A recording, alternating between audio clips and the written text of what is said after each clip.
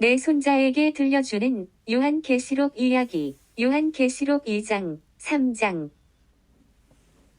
너의 처음 사랑을 버렸으느니라. 요한계시록 2장 4절 말씀. 시환이, 시온이, 시온이, 요한이. 교회는 주님의 몸인 동시에 신앙 공동체야. 예수님께서 몸된 교회, 신앙 공동체를 향한 유일한 바램은 오직 한 가지, 처음 사랑, 아가페 사랑이야. 요한의 아들 시몬아, 내가 나를 사랑하느냐? 내가 주를 사랑하는 줄 주께서 아시나이다. 예수님은 아가페 사랑, 희생적인 사랑으로 물으셨는데 시몬 베드로는 필레오의 사랑, 인도적인 사랑으로 대답했어. 아가페의 사랑이 아니면 주님의 양을 먹일 수 없는데 말이야. 예수님은 처음 사랑, 아가페 사랑을 지키는 두 가지 방법을 암시적으로 가르쳐 주셨어. 하나는 서머나 교회처럼 목숨 걸고 죽도록 충성하는 것이고, 다른 하나는 빌라델비아 교회처럼 주님께 대한 신의를 지키는 거야. 예수님께서 우리를 위해 십자가에 못 박혀 돌아가셨지만 아가페의 사랑을 보여주시는 것이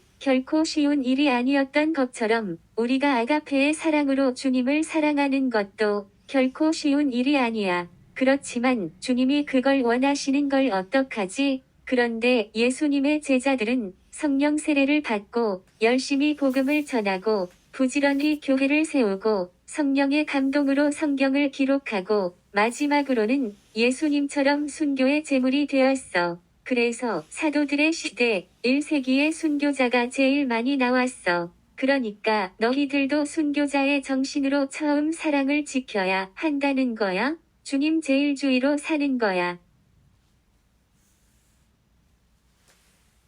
내가 죽도록 충성하라. 생명의 관을 내게 주리라. 요한계시록 2장 10절 말씀. 시환이, 시온이, 시온이, 요한이. 처음 사랑, 아가페 사랑을 지키는 것은 교회, 곧 신앙 공동체의 유일한 숙제야. 이 숙제를 잘 해결하는 비결은 서머나 교회처럼 죽도록 충성하든지 아니면 빌라델비아 교회처럼 신의를 잘 지키는 거야. 그런데 많은 교회와 교인들이 다른 길로 가고 있어. 공부가 힘들고 지겹다고 게임을 하는 것처럼 환난과 핍박을 당하는 것도 싫고 또 주님만 바라보며 사는 것도 싫어지게 되면 버가모 교회처럼 타협의 길로 가는 거야. 그러면 예수님이 찾아오셔서 그들과 싸우시겠단다. 또 타협의 길을 가다가 한 걸음 더 나아가면 두아디라 교회처럼 타락의 길로 가게 되는 거야. 그러면 예수님께서 오셔서 침상에 던지시고 큰 환란에 던지시겠단다. 그래도 회개하지 않고 돌이키지 아니하면 사대 교회처럼 영적으로 죽은 자 같이 되어서 예수님께서 도둑 같이 오셔도 전혀 의식하지 못하게 된다고 하셨어. 그러기 때문에 우리는 다시 원점으로 돌아가서 아가페의 사랑으로 우리를 구원해 주신 것이 너무 감사해서 저도 아가페의 사랑, 처음 사랑으로 주님을 사랑하겠습니다. 주님, 저를 도와주세요. 이렇게 간구해야 해. 그래야 주님이 우리의 촛대를 옮기지 아니하시는 거야. 내 말을 지키며 내 이름을 배반하지 아니하였도다. 요한계시록 3장 8절 말씀. 시환이, 시온이, 시온이, 요한이. 우리의 유일한 숙제, 처음 사랑, 아가페 사랑을 지키는 두 번째 비결은 신의를 지키는 거야. 신의는 믿음과 의리를 말해. 신의는 어떤 친구가 나쁜 짓 하러 가자고 유혹할 때 나는 나를 너무 사랑하시는 엄마 아빠의 마음을 아프게 할 수 없어서 친구한테 같이 갈 수 없다고 말하는 그런 마음이야. 요한은 메시아이신 예수님이 십자가에 못 박혀 돌아가시게 되었는데 그 예수님을 버리고 도망가지 아니하고 십자가 미대까지 따라갔어. 요한은 끝까지 예수님에 대한 신의를 지킨 거야. 칼빈은 최초의 인간 아담이 선악과를 따 먹은 것은 천지만물을 창조하시고 에덴 동산을 만들어 주시고 인간을 모든 창조물의 면류관으로 만들어 주시고 에덴 동산의 모든 과일을 마음대로 먹게 하신 하나님의 마음을 저버린 것, 곧 신의를 저버린 것 때문이라고 했어. 예수님은 신의를 지키고 처음 사랑을 지킨 빌라델비아 교회에게 놀라운 약속을 주셨지. 장차 온 세상에 큰 시험이 올 때 그들을 지켜주시겠다고 약속하셨지. 마치 다니엘을 사자굴에서 지켜주시고 다니엘의 세 친구를 불에서 지켜주시고 요한을 기름 가마에서 지켜주신 것처럼 말이야. 신실한 사람은 주님께서 반드시 함께 하셔서 지켜주시는 거야. 내가 열심을 내라. 회개하라. 요한계시록 3장 19절, 20절 말씀. 시환이, 시온이, 요한이. 예수님은 교회를 너무너무 사랑하신 나머지 처음 사랑을 지키는 좋은 비결을 또 하나 가르쳐 주셨어. 그것은 라오디게아 교회에 주신 권면의 말씀인데 내가 열심을 내라. 회개하라는 말씀이야. 라오디게아 교회는 육적인 교회요. 세속적인 교회요. 뜨뜨미지근한 교회요. 마지막 시대의 교회인데 비록 영적으로는 약하고 육적으로는 강해서 차지도 않고 뜨겁지도 아니하기 때문에 예수님께서 토해 버리시겠다고 경고하셨지만 피로 값 주고 사신 교회를 너무 사랑하신 나머지 멋진 비결을 하나 더 가르쳐 주시면서 마지막 권면으로 주신 말씀은 열심을 내라. 회개하라는 거야. 열심히 회개하면 주님이 찾아오셔서 그들과 더불어 먹고 마시고 교제하시고 심지어 보좌에 앉게 해주시겠다고 약속하셨어. 어쩌면 예수님을 3번이나 부인한 베드로가 새벽 닭 우는 소리를 듣고 평생 회개한 것처럼 자기 죄를 철저하게 회개하고 열심히 회개하면 교제도 나누어 주시고 보좌에도 앉게 해주시겠다는 거야. 마치 마지막 구조선을 보내주시는 것 같은 약속의 말씀을 주셨어. 얼마나 감사하냐? 대관절 예수님이 교회를 얼마나 사랑하시는 거야? 부산 총신 요한계시록 강의 파일 제2장 3장 요한계시록 2장은 핵심 단어가 처음 사랑이에요. 에베소 교회가 처음 사랑을 버렸다. 이렇게 말씀하셨는데 처음 사랑이고 이 사랑은 아가페 사랑이에요. 이 사랑은 아가페 사랑이에요. 근데 여기서 우리가 주목해야 될 게 뭔고 하니 교회를 향하신 주님의 소원이 딱 한 가지라는 거예요. 딱 한 가지인데 그게 뭐냐 하면요. 처음 사랑으로 나를 사랑하라는 거예요. 예수님이 우리를 처음 사랑으로 사랑해 주셨기 때문에 그 사랑을 따라서 우리도 처음 사랑으로 예수님을 사랑해야 된다는 거예요. 그 사랑은 아가페의 사랑이라는 거예요. 아가페 사랑. 부활 후에 예수님께서 수제자 베드로한테 내가 나를 사랑하느냐? 베드로가 사랑한다고 그랬어요. 우리는 다 같은 사랑인 줄 아는데 아니에요. 예수님은 아가페 사랑으로 나를 사랑하느냐? 이렇게 물으셨는데 베드로는 필레오의 사랑으로 사랑합니다. 인간적인 사랑으로, 인도적인 사랑으로 사랑한다고 했어요. 그러니까 예수님을 구주로 생각한 게 아니고 하나님으로 생각한 게 아니고 그냥 선생님으로 생각한 거예요. 필레오라는 단어에서 친구라는 필로스가 나왔으니까 인간적인 사랑, 인도적인 사랑이지요. 그런데 D.A. 칼슨이라는 사람이 성경 해석의 오류라는 책에서 성경 해석을 잘못하고 있는 사례를 80가지 이상을 지적하는데 그 중에 하나가 요한복음 21장에서 아가페와 필레오를 구분하는 것이 잘못되었다고 지적하고 있다는 거예요. 그리고 이 책이 웨스트민스터 신학교의 필독서라는 거예요. 그래서 아가페 사랑과 필레오의 사랑을 구분하면 연구하지 않는 사람으로 인식될 수 있다는 거예요. 제가 말하는 천재 목사님이 그래요. 대단한 분이에요. 그런데 저는 아가페와 필레오를 구분해왔고 성령 받기 전에 또 십자가 사건이 일어날 때 베드로는 필레오의 사랑으로 예수님을 사랑했기 때문에 예수님을 버리고 도망갔고 요한은 아가페의 사랑으로 예수님을 사랑했기 때문에 십자가 밑에까지 따라갔다고 가르쳐 왔는데 어쩌면 좋지요? 그런데 예수님이 3번이나 반복해서 질문하셨잖아요. 왜 그렇게 하셨을까요? 아가페 사랑이라야지 예수님의 양을 먹일 수 있다는 거예요. 인간적인 사랑 가지고는 예수님의 양을 먹일 수 없다는 거지요. 아가페 사랑이라야만 예수님의 양을 먹일 수가 있는 거예요. 그러니까 예수님이 원하시는 건 딱 한 가지예요. 처음 사랑, 아가페 사랑. 처음 사랑을 요구하셨는데 에베소 교회는 처음 사랑을 버렸대요. 그래서 마지막에 하시는 말씀이 뭐지요? 촛대를 옮기신다고. 회개 안 하면, 처음 사랑 회복 안 하면 촛대를 옮기신대요. 촛대 옮기면 어떻게 되지요? 교회가 교회 안 되는 거예요. 교회가 교회 안 되는 거예요. 그러면 한국 교회가 이렇다 저렇다 할 필요가 없어요.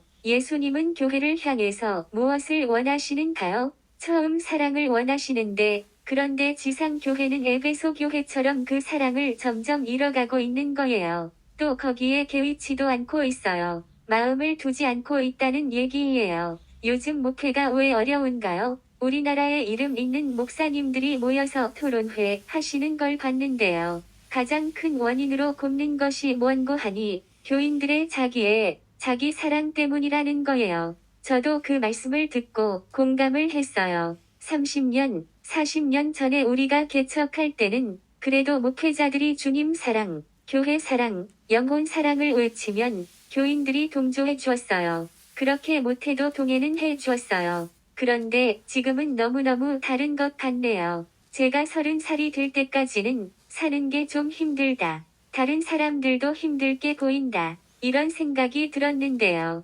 60살이 될 때까지는 사는 게 많이 좋아졌네. 다른 사람들도 많이 좋아졌네. 나라도 사회도 많이 발전했네. 이런 생각이 들었어요. 그런데 나이 75이 넘으니까 사람들이 나하고 너무 다르네. 젊은 사람들이 나하고 너무 다르네. 세상이 나하고 너무 다르네. 이렇게 느껴지는 거예요. 그러니까 목회가 자꾸 힘들어지는 것이 아닌가? 이런 생각이 드네요.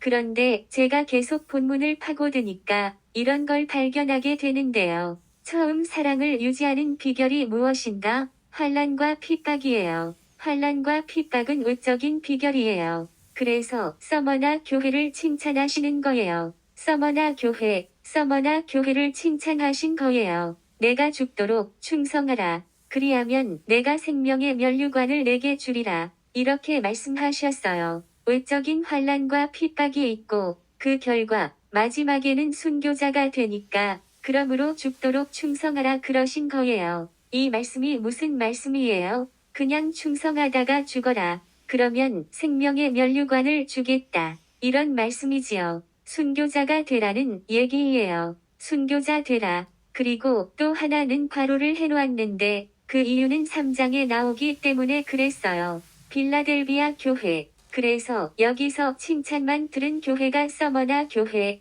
빌라델비아 교회인데 빌라델비아 교회는 더 좋은 교회예요. 왜 그런고 하니 신실한 마음을 갖고 있어서 그래요. 신실한 마음이 내적인 비결이에요. 속마음이 신실한 거예요. 요한을 생각하면 알 수 있어요. 요한을 생각하면 이해가 되는 거예요. 내적인 비결, 신실한 마음을 가져야 되는 거예요. 그래서 산순교자가 되는 거예요. 산순교자. 이쪽은 베드로를 생각하면 돼요. 죽은 순교자. 그 다음에 요한은 산순교자가 되는 거예요. 왜냐하면 신실한 마음을 갖고 있었기 때문에 그래요. 그래서 예수님 십자가에 못 박혀 돌아가실 때 제일 어린 제자 요한이 혼자서 그 밑에까지 따라갔기 때문에 산순교자가 된 거예요. 그런데 보세요. 칭찬만 듣는 교회와 책망만 듣는 교회가 있잖아요. 그래서 서로 대조가 되지요. 칭찬만 들은 교회가 서머나 교회,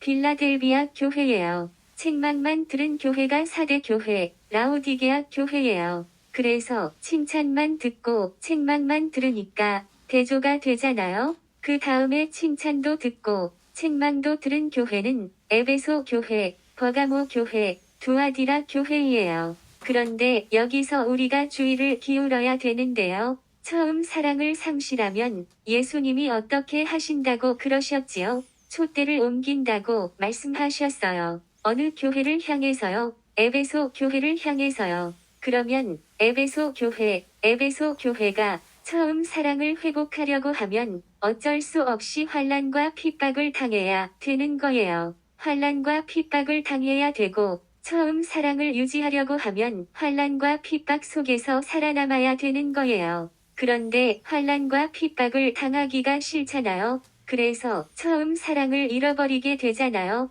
잃어버리게 되면 그 다음으로 가는 길은 타협의 길이에요. 처음 사람을 잃어버리면 타협으로 가는 거예요. 타협하는 교회가 어느 교회지요? 버가모 교회예요. 버가모 교회. 저는 성경 그대로 얘기하는데요. 성경의 내용을 그대로 얘기하는 거예요. 그러면 버가모 교회에게 예수님께서 어떻게 하신다고 말씀하셨지요? 예수님이 오셔서 싸우시겠대요. 싸우시겠대요. 그러면 예수님하고 싸우는 사람들이 있는 거예요. 하나님하고 싸우는 교인들이 있다고요. 그 사람들은 타협하는 사람들이에요. 타협이 끝나지 않으면 그 싸움은 계속되는 거예요. 지는 싸움이죠. 지는 싸움이 하나님하고 싸우는 거예요. 하나님하고 싸워 가지고 이길 사람이 누가 있겠어요? 그러니까 지는 싸움이지요. 그러므로 절대로 타협하면 안 되는 거예요. 타협하는 것이 뭔가 하면은요, 섞는 거예요. 섞는 것. 하나님 말씀 조금, 내 생각 조금, 이렇게 섞는 거예요. 적당하게 섞는 거예요. 신앙이 극단적으로 가면 안 된다 그러는데, 신앙은 본래 극단적인 거예요. 왜 그런 거 하니까, 신앙은 절대 신앙이기 때문에 그래요. 절대 신앙이 다른 사람들이 볼 때는 극단으로 보이는 거예요. 죽든지 살든지 둘 중에 하나 선택해야지 신앙이 신앙되는데 말이에요. 여러분들이 결혼할 때 그렇게 했잖아요. 결혼하기 전에 좋아하는 사람들이 당연히 있었지요. 그래도 이 사람하고 결혼할 때는 그 사람들 다 버려야 되잖아요. 그래야 결혼이 되잖아요. 다 그렇게 하셨잖아요. 이거 선택하면 저거 버리는 거예요. 내가 대학교 교수 된다. 그러면 다른 직장 갖는 걸 버리는 거예요. 그리고 교수 될 때는 다른 직장을 갖지 않겠다고 각서를 쓰고 가는 거예요. 우리 삶 자체가 다 그래요. 선택하면 유기가 따르게 돼 있어요. 과일 가게에 가서 과일 5개 샀어요. 그러면 10개 있는데 5개 샀으면 5개는 버린 거예요. 선택은 반드시 버리게 돼 있어요. 버리는 게 있다고요. 예, 그러니까 하나님은 타협하는 걸 굉장히 싫어하시는 분이에요. 타협하면 주님이 오셔서 싸우신다고 말씀하셨잖아요. 내가 내게 와서 싸우리라. 싸우리라 어떻게 싸우시죠? 내 입의 검으로 싸우리라. 이걸 보면 타협하는 사람들은 하나님의 말씀을 잘 모르는 사람들이라는 걸 알 수 있어요. 말씀을 적당하게 알고 있는 사람들이에요. 말씀을 제대로 알면 하나님의 위엄에 압도되어서 타협할 용기가 완전히 없어지는 게 너무나도 당연하거든요. 이제 에베소 교회는 처음 사랑을 버렸고 그 다음에 버가모 교회는 처음 사랑 버린 다음에 타협하게 되었고 그 다음에 또 한 걸음 더 나아가는 거예요. 두아디라 교회는 타협에 머문 것이 아니라 한 걸음 더 나아가서 타락의 길을 간 거예요. 타락한 두아디라 교회의 주님이 하신 말씀이 뭐냐 하면은요. 침상에 던지시겠다고 큰 환난 가운데에 던지신다고 하셨어요. 천부여 의지 없어서 손들고 옵니다. 빨리 돌아와야 돼요. 주님이 교회가 타락하는 것을 그만큼 싫어하신다는 것을 잘 보여주시는 거예요. 그 다음에 또 한 걸음 더 나아가면 어떻게 되느냐 하면은요. 영적인 죽음이에요. 영적인 죽음은 사대 교회이에요. 사대 교회에 예수님이 하신 말씀이 뭔고 하니 이렇게 말씀하셨어요. 만일 일깨지 아니하면 내가 도둑 같이 이르리니 어느 때에 내게 이르는지 내가 알지 못하리라. 도둑 같이 이르신다는 말씀이 무엇을 말하는 거예요? 영적인 어두움을 말하는 거예요. 영적인 암흑을 말해요. 그러니까 도둑이 언제 올지 모르잖아요. 영적으로 어두움이 오면 예수님이 언제 오시는지 모른다는 거예요. 그래서 어떤 주석을 보니까 설명을 진짜 잘 해놓았더라고요. 예수님이 언제 오시는지 예측할 수도 없고 예수님이 언제 오시는지 깨달을 수도 없고 예수님의 발자국 소리를 들을 수도 없다는 거예요. 영적으로 무엇을 말하는 거예요? 완전히 깜깜한 걸 말해요. 영적으로 깜깜한 상태를 말하는 거예요. 그러니까 처음 사랑을 버리면 촛대를 옮기시고 타협하면 예수님이 오셔서 싸우시고 타락하면 침상과 큰 환난에 던지시고 영적으로 죽으면 영적으로 완전히 깜깜하게 되어서 영적 암흑에 빠지게 된다는 거예요. 그러니까 빨리빨리 되돌아가야 돼요. 서머나 교회처럼 차라리 환란을 당하고 차라리 핍박을 당하고 그렇지 않으면 빌라델비아 교회처럼 신실한 마음을 가지고 처음 사랑을 계속 유지해 나가야 되는 거예요. 그러면 처음 사랑이 뭐예요? 처음 사랑은 처음 예수 믿을 때 혹은 처음 은혜를 받았을 때 처음 사명을 받았을 때 그 처음 마음 있잖아요. 정말 나는 이제 주를 위해 살다가 주를 위해 죽겠다고 하는 그 처음 마음, 그 순수한 마음, 그 열정적인 마음을 가지고 있잖아요. 거기서 한 걸음 더 나아가서 헌신적인 사랑, 희생적인 사랑, 아가페 사랑이 있잖아요. 그게 처음 사랑이잖아요.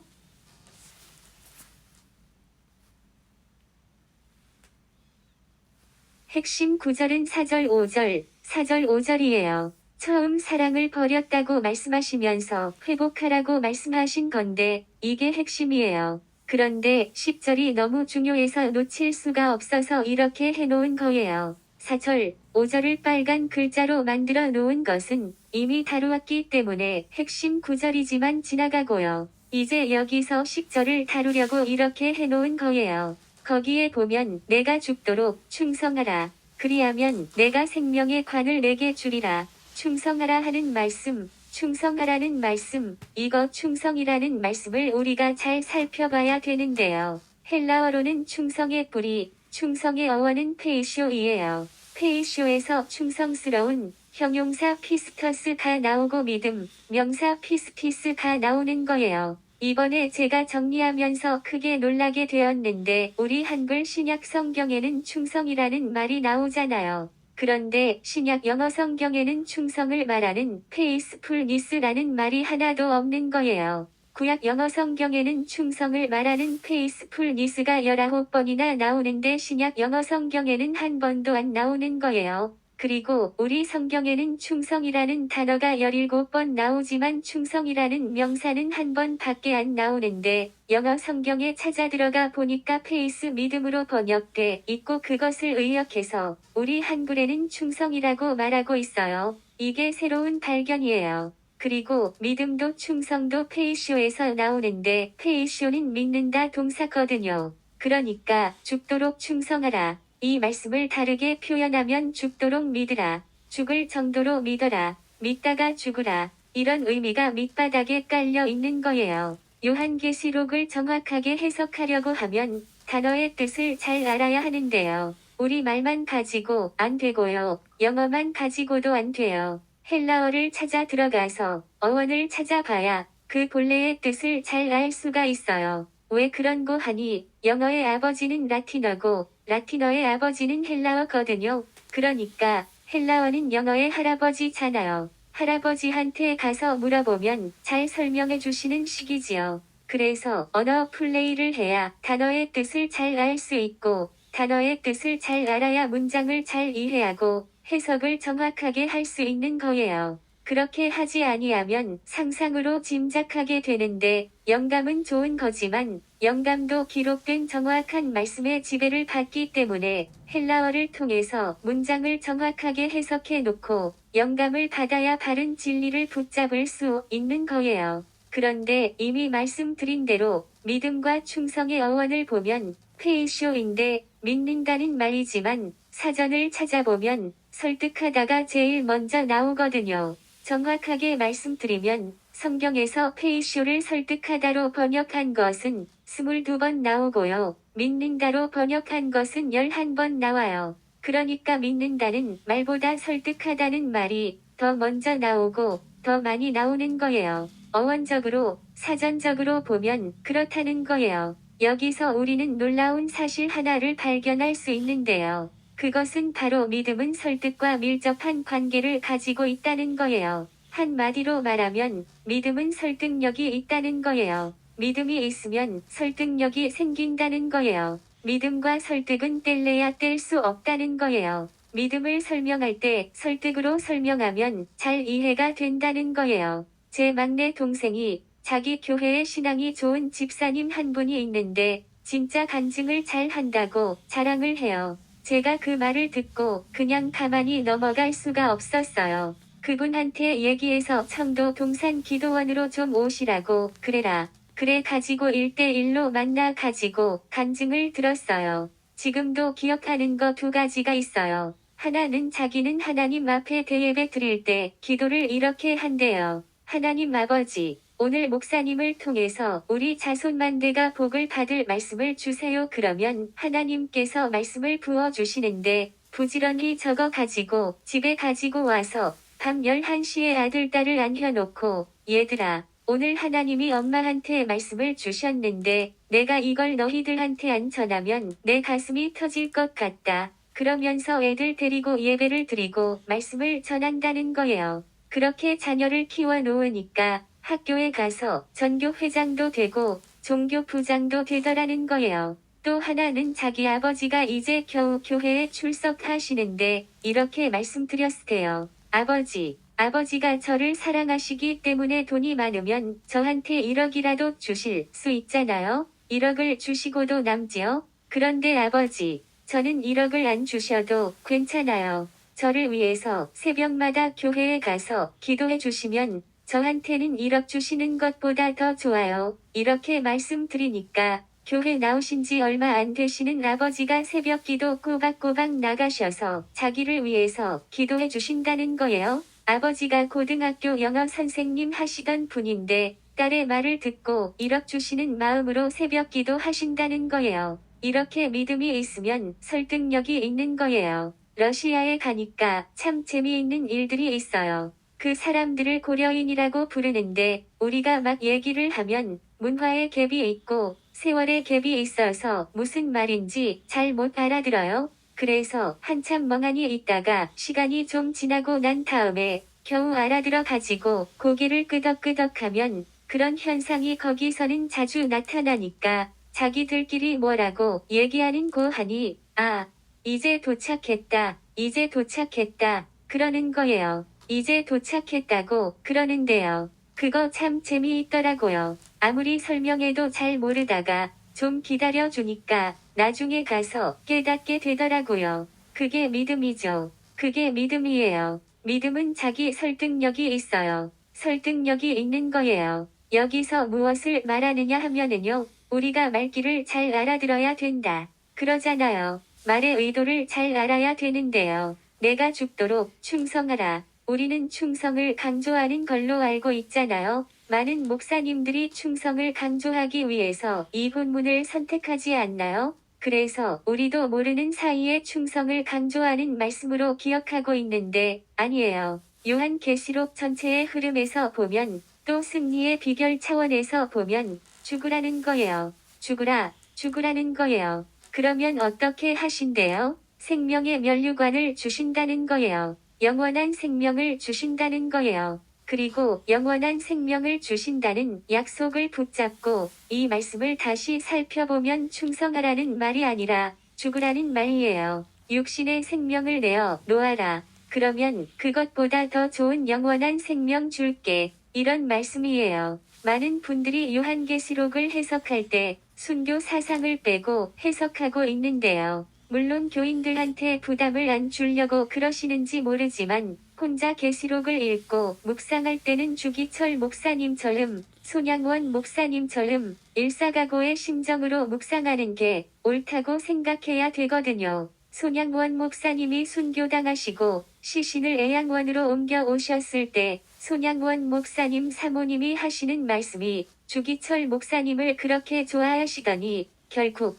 주기철 목사님처럼 가셨군요. 넋두리처럼 이렇게 말씀하셨대요. 얼마나 멋진 분들이에요. 그분들이 한국교회 최고의 어른들이잖아요. 그분들의 정신이 바로 예수님의 십자가 정신이고 사도들의 정신이고 순교자들의 정신이잖아요. 내가 믿음을 지키기 위해서 육신의 생명을 내어놓아라. 그러면 내가 내게 영원한 생명을 줄게. 이런 말씀이잖아요. 이거는 마치 티코 가져와 그랜저 줄게. 티코 가지고 와 에쿠스 줄게. 이런 이야기잖아요. 왜 그걸 안 해요? 알면 하는 거예요. 믿으면 하는 거예요. 한 걸음 더 나아가서 사랑하면 하는 거예요. 네. 순교를 강요할 수는 없지만 요한계시록을 공부해 보면 이것 밖에 답이 없네. 이런 생각이 들 때가 많아요. 그러니까 염두에 두고 한번 잘 살펴보세요. 깊이 묵상해 보세요.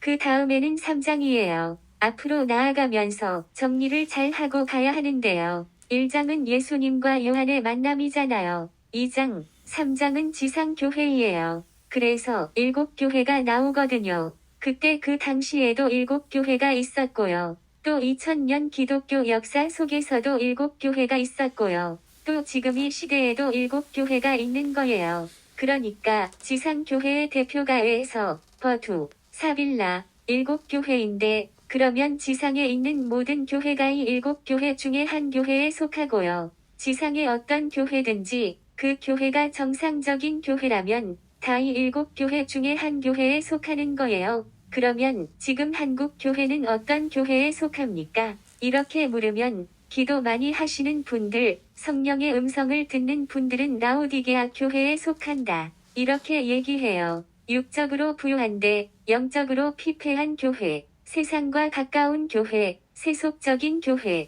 그런데 또 신학자들도 그렇게 얘기한대요. 마지막 시대는 라오디게아 교회처럼 된다고 그래요. 그러면 라오디게아 교회를 어떤 교회라고 말하느냐 하면은 세속적인 교회라고, 워럴들리 처치라고, 세상 따라가는, 세상 좋아하는, 세속에 물든 교회라는 거예요. 4대 교회와 빌라델비아 교회가 3장에 나오니까 서로 대조해서 보면 4대 교회는 육적인 교회, 빌라델비아 교회는 영적인 교회라고 할 수 있지요. 그리고 라오디게아 교회와 빌라델비아 교회를 대조해 보면 라오디게아 교회는 세속적인 교회, 빌라델비아 교회는 거룩한 교회라고 할 수 있지요. 그래서 여기서 굉장히 중요한 진리를 발견할 수 있는데요. 예수님이요. 예수님이 우리에게 처음 사랑을 요구하셨잖아요. 딱 하나. 처음 사랑을 요구하셨잖아요. 그걸 유지하는 비결을 칭찬만 들은 두 교회, 서머나 교회와 빌라델비아 교회를 통해서 잘 보여주시는데요.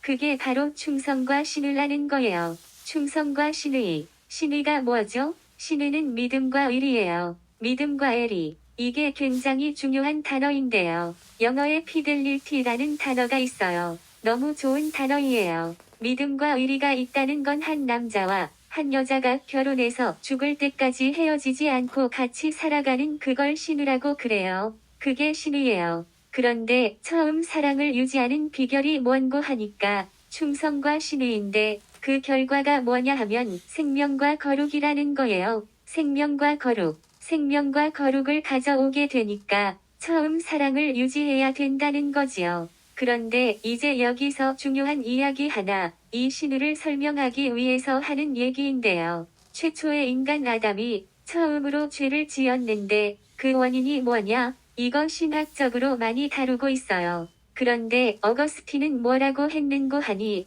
교만이라고 했어요. 첫째도 교만, 둘째도 교만, 셋째도 교만, 일리가 있는 말이에요. 그러면 칼빈은 뭐라고 했는고 하니 신의가 없었다는 거예요. 신의가 없다는 거예요. 신의 부재라는 거예요. 인간의 범죄의 원인이 뭐냐고 물을 때 칼빈은 인피델리티라는 단어를 썼어요. 칼빈은 진리의 천재고요. 언어의 천재예요. 언어의 천재. 그러니까 그 많은 단어 가운데 인피델리티, 신의가 없어서 범죄했다. 그러는 거예요. 아담에게 신의가 없었다는 말이 무슨 말이냐 하면요. 하나님이 천지 만물을 창조하시고 그 가운데 인간을 창조의 면류관으로 지으시고 그리고 에덴 동산을 만드시고 거기에 있는 모든 것을 마음대로 먹으라고 말씀하시고 나와 너 사이에 신의를 지켜야 되니까 선악과는 절대로 따먹지 말라. 이렇게 말씀하셨다면 자기에게 베풀어 주신 은혜가 너무 크고 자기에게 주신 축복이 너무 많고 모든 만물 가운데 최고의 영광을 주셨으면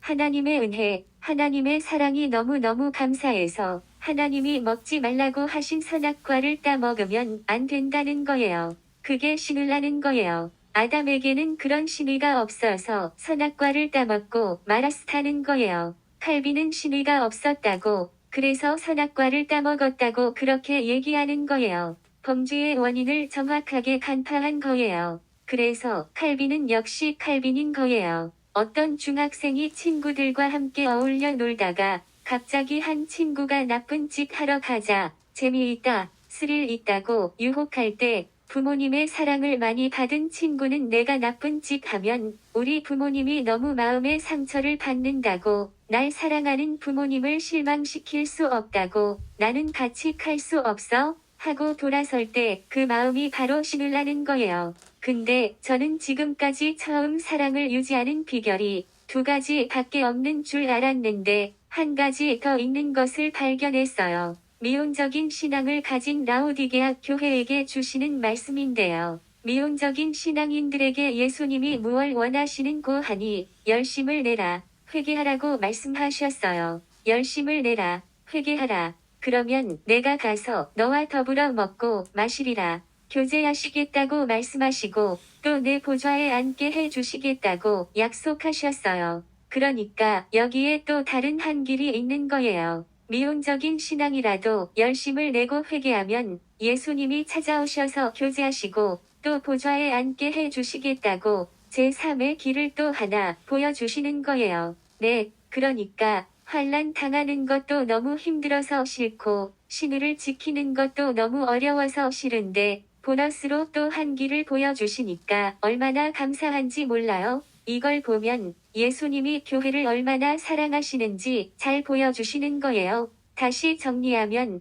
처음 사랑을 지키는 비결이 뭐지요? 첫째로 환난과 핍박 속에서 죽도록 충성하는 것. 둘째로 끝까지 신의를 지키는 것. 셋째로 열심을 내고 회개해서 예수님과 영적인 교제를 나누는 것. 저는 이 세 번째 길이 제일 좋고 또 저한테 맞는 것 같아요. 아마 여러분에게도 세 번째 길이 맞을 것 같고 마지막 때에 모든 교회가 세속화되고 라오디게아 교회와 같이 될 때 열심을 내고 회개해서 말세에 살아남는 것이 얼마나 감사한지 몰라요. 그런데 열심을 내라는 말을 헬라어로 젤루라고 하는데요. 열심으로 불붙다, 열정으로 불타다, 부글부글 끓어오르다. 이런 뜻을 가지고 있어요. 예레미야의 고백을 생각나게 하는 단어이에요. 내가 다시는 여호와를 선포하지 아니하며 그의 이름으로 말하지 아니하리라 하면 나의 마음이 불붙는 것 같아서 골수에 사무치니 답답하여 견딜 수 없나이다.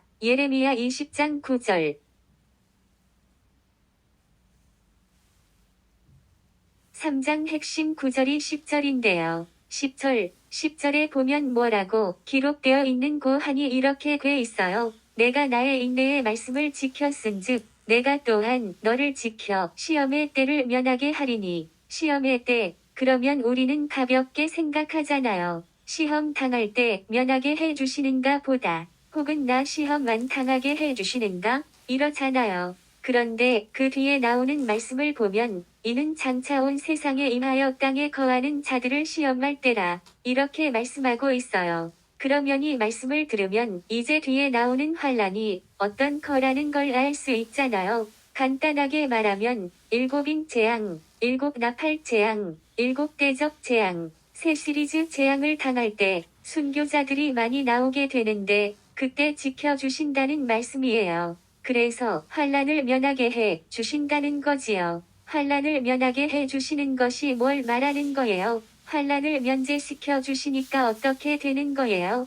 산순교자가 되는 거예요. 산순교자. 예, 우리 보수주의자들은 세대주의자가 주장하는 휴거서를 믿는 게 아니고 환란 통과서를 믿거든요. 환란 통과서를 믿어요. 요한계시록 끝까지 자세히 읽어보세요. 읽어보면요. 환란을 통과하는 걸 볼 수 있어요. 그래서 많은 순교자, 수많은 순교자들이 나오게 돼 있어요. 나중에 제가 자꾸 지적하겠지만은 많은 순교자들이 나오게 돼 있어요. 특별히 6장에 보면 순교자들의 영혼들이 언제까지 우리 피를 신원해 주시지 않으십니까? 우리 피를 보복해 주시지 않으십니까? 우리 피를 갚아주지 않으십니까? 이렇게 호소할 때 하나님의 대답이 그거잖아요. 순교자의 수가 찰 때까지 기다려라. 그러면 언제 순교 당하는 거예요? 환란 당할 때 순교 당하는 거예요. 그런데 신의가 있는 빌라델비아 교회에 대해서는 환란을 면하게 해 주시겠다고 약속해 주시는 거예요.